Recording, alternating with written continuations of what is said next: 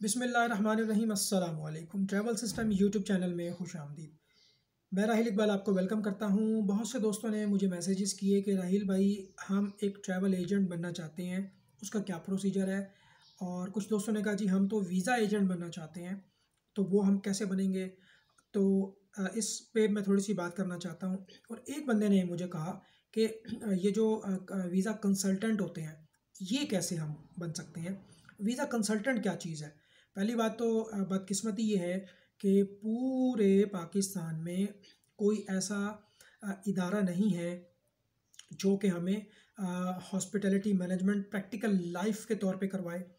देखिए, travel and tourism से related कुछ चीज़ें आपको मिल सकती हैं, लेकिन वो भी इतनी कोई पायदार नहीं है, क्योंकि वो जो प्रैक्टिस करवाते हैं, जो स्टडी मटेरियल प्रोवाइड करते हैं, वो सिमुलेशंस होती हैं, रियल टाइम नहीं होता।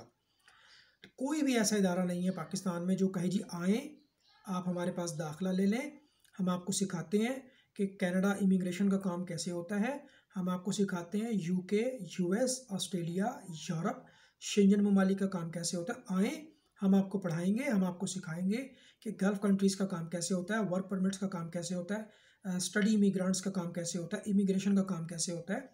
कोई इदारा ऐसा नहीं है जो कहे आएँ, हम आपको सिखाते हैं कि पूरी दुनिया में वर्ल्ड वाइड विजिट वीज़ा कैसे अप्लाई होते हैं।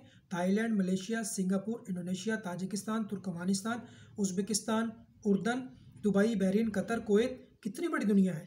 तो अगर हम देखें ऑफिशियली ऐसी कोई भी छत नहीं है कि जिस छत के तले हम जाके ये सीख सकें।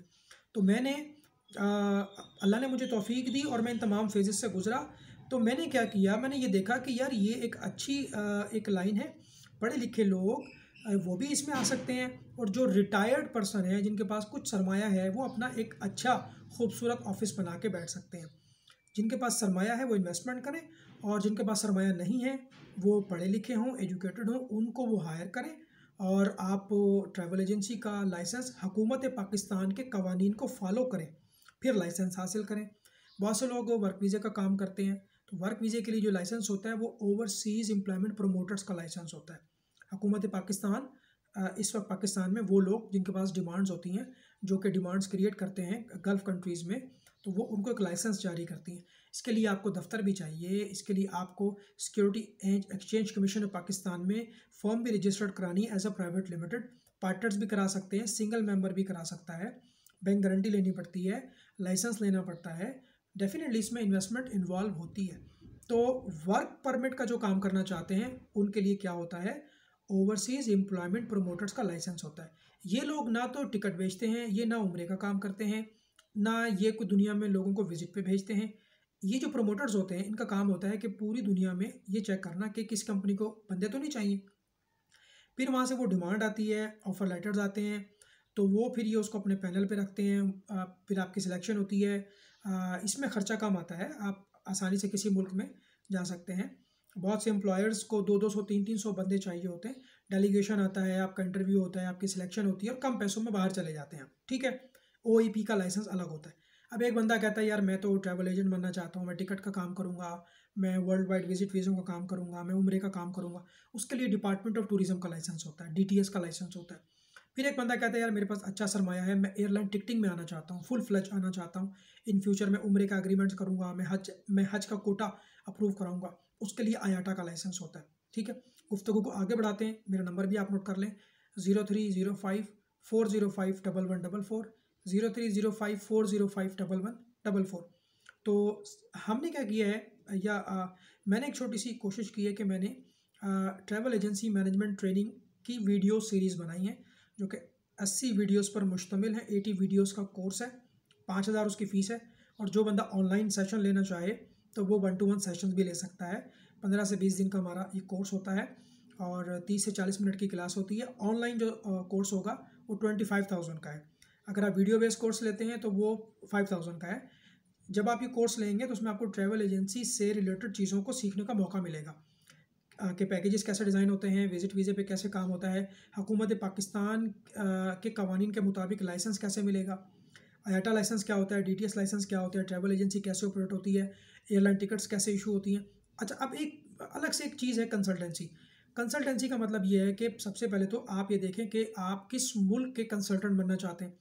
फ़र्ज़ करें कि एक आदमी ये कहता है कि मैंने यहाँ पाकिस्तान से लोगों को कनाडा भेजने में मदद करनी है। अगर वो एज़ अ विज़िटर जा रहा है तो मैं उसको हेल्प करूँगा, अगर वो ऑन वर्क परमिट जा रहा है तो मैं उसको हेल्प करूँगा, अगर कोई बंदा इधर से माइग्रेट हो रहा है, इमिग्रेशन अप्लाई कर रहा है, उसको मैं हेल्प आउट करूँगा। उसके लिए मेरे भाई सबसे पहले तो कनाडा के अंदर आपका होना ज़रूरी है। आप लोग कहलाएंगे रेगुलेटेड कैनेडियन इमिग्रेशन ऑफिसर। यानी यूँ समझ लें कि आप यूँ कह लीजिए कि फ़र्ज़ करें कि मैं इस वक्त कनाडा में हूँ और मैं एक इमिग्रेशन कंसल्टेंट बनना चाहता हूँ, तो उसे हम कहते हैं Pakistani Canadian immigration consultant, Pakistani Canadian immigration consultant.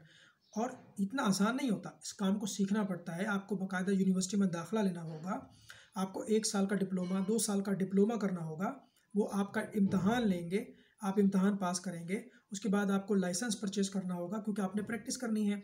जैसे वकील एक लाइसेंस लेता है फिर प्रैक्टिस करता है, ट्रैवल एजेंसी वाला लाइसेंस लेता है, ट्रैवल एजेंसी बनाता है, प्रोमोटर जो होता है वो ओवरसीज़ एम्प्लॉयमेंट का लाइसेंस लेता है फिर प्रोमोटर बनता है। इसी तरह जो कंसल्टेंट होते हैं, जो लीगल एडवाइज़र होते हैं, जो ट्रैवल कंसल्टेंट होते हैं, वो उस पर्टिकुलर मुल्क में जिसकी उन्होंने कंसल्टेंसी देनी है वहाँ पे वो अपना दफ्तर बनाते हैं, उसका फिर एक ब्रांच ऑफिस पाकिस्तान में खोलते हैं। इस्लामाबाद में बहुत हैं, लाहौर में बहुत हैं। कौन है ये लोग? ये वो लोग हैं जो कि कोई यूके में कंसल्टेंट है, उसका दफ्तर है वहाँ पे, उसने एक ब्रांच पाकिस्तान में खोल ली। कोई कनाडा में कंसल्टेंट है, उसका दफ्तर कनाडा में है, उसकी एक ब्रांच पाकिस्तान में खोल ली। कोई बंदा यूएस का काम कर रहा है, कोई ऑस्ट्रेलिया का काम कर रहा है, कोई यूरोप का काम कर रहा है, कोई शेंजन का काम कर रहा है, कोई लोगों को स्टूडेंट्स को यूनिवर्सिटीज़ में दाखिले दिलवा रहा है। तो ये बेसिकली उस मुल्क में लीगल होते हैं, वहाँ दफ्तर बनाते हैं, उस पर इन्वेस्टमेंट होती है, फिर उसकी एक ब्रांच पाकिस्तान में खोलते हैं। एक होता है आम कंसल्टेंट, तजर्बे की बुनियाद पे। पाकिस्तान में जितने भी कंसल्टेंट हैं मोस्टली एक्सपीरियंस बेस्ड हैं। काम कर करके वो इतने एक्सपीरियंस हो गए हैं कि वो आप यूके का काम भी कर रहे हैं, कनाडा का काम भी कर रहे हैं, अमेरिका का काम भी कर रहे हैं, यूरोप का काम भी कर रहे हैं। कोई इदारा नहीं होता बाकायदा। वक्त के साथ साथ आप सीखेंगे वर्क परमिट कैसे अप्लाई होगा, विजिट वीज़ा कैसे अप्लाई होगा, ई वीज़ा कैसे अप्लाई होगा, टूरिस्ट वीज़ा कैसे अप्लाई होगा। तो अगर आपका बाहर कोई भी नहीं है और आपने एज अ वीज़ा कंसल्टेंट बनना है, लोगों को मशवरा देना है, लोगों को गाइड करना है, और आपने अपनी कंसल्टेंसी फ़ीस रखी। देखें, अभी मेरा एक बिज़नेस मॉडल है ट्रैवल सिस्टम कंसल्टेंसी सर्विसेज। मैंने क्या किया है कि मैंने अपना एनटीएन बनवाया और अपने एनटीएन में एक बिज़नेस ऐड कर दिया ट्रैवल सिस्टम कंसल्टेंसी सर्विसेज के नाम पे। तो मैं लोगों को कंसल्टेंसी दे सकता हूँ और उस मशवरे की मैं फ़ीस ले सकता हूँ, 500 रुपये, 1000 रुपये, 2000 रुपये, 5000 रुपये, जितने भी आप रखना चाहते हैं वो आप रख सकते हैं। अगर आपने बाकायदा एक अच्छे लेवल पे काम करना है तो security and exchange commission of Pakistan में आप एक फॉर्म रजिस्टर्ड करा लें। अगर आप अकेले हैं तो single member private limited company registered करवा लें, और किसी भी पब्लिक प्लेस पे आप नाम, मिसाल के तौर पे मेरा नाम है राहील, तो मैं लिखवा सकता हूँ कि राहील कंसल्टेंट प्राइवेट लिमिटेड। बात समझ आ गई? मोहम्मद राहील कंसल्टेंट प्राइवेट लिमिटेड, ठीक है। या मैं लिखवा सकता हूँ राहील कंसल्टेंसी सर्विसेज प्राइवेट लिमिटेड। तो इससे ये होगा कि मेरा एक तो मेरी जो फर्म है वो प्राइवेट लिमिटेड बन जाएगी, फिर मेरा उसी नाम का बैंक अकाउंट खुलेगा और मैं लोगों को गाइड कर सकता हूँ, कंसल्टेंसी दे सकता हूँ। प्लीज़ कीप इन माइंड, मैं कोई टिकट नहीं सेल कर सकता, मैं उनको उनके पासपोर्ट अपने पास होल्ड नहीं कर सकता, क्योंकि मेरे पास तो ना तो प्रोमोटर लाइसेंस है, ना मैं कोई ट्रैवल एजेंट हूँ, मैं तो कंसल्टेंट हूँ। मैं तो सिर्फ मशवरा देता हूँ। एक बंदा मेरे पास आया, उसने कहा जी मैंने यूके जाना है, तो आप मेरी मदद करें, यूके कैसे जाते हैं। मैंने कहा जी आप मुझे 5000 दे दें, मैं आपको सारी जो प्रोसीजर समझा देता हूँ और आप इस पर शुरू करें। एक बंदा आया, उसने कहा जी मुझे कनाडा जाना है, फ़र्ज़ करें। मैंने कहा यार आप मुझे जो है वो 15-20 हज़ार दे दें, मेरी फ़ीस है कंसल्टेंसी की, तो मैं आपको अलिफ से लेके ये तक समझा दूंगा, क्योंकि मैंने ये तालीम हासिल की है, मुझे ये पता है कि ये कैसे होता है। मैंने आपको सिर्फ एक मिसाल दी है। एक बंदे ने कहा यार मुझे मलेशिया जाना है, मेरा वीज़ा लगवा देंगे आप। आपने कहा जी मैं एक ऐसे एजेंट को जानता हूँ जो वीज़ा लगा के दे सकता है, क्योंकि मैं तो एजेंट नहीं हूँ, मैं तो कंसल्टेंट हूँ।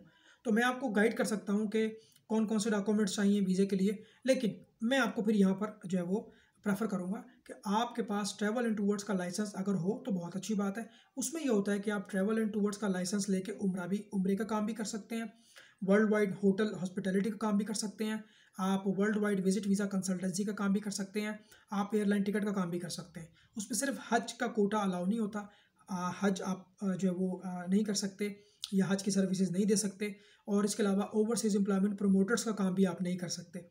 लेकिन जो ट्रैवल एंड टूर्स का लाइसेंस होता है वो अगर आप ले लेते हैं तो आप बड़े आराम से पब्लिक प्लेस में पाकिस्तान के कवानीन के मुताबिक लाइसेंस लेकर फिर आप काम करें लीगल होके। उसके लिए पूरी ट्रेनिंग्स है हमारी।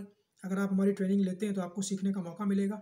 उसके बाद फिर आपको जो भी हम आपकी हेल्प कर सकेंगे वो भी हम करेंगे।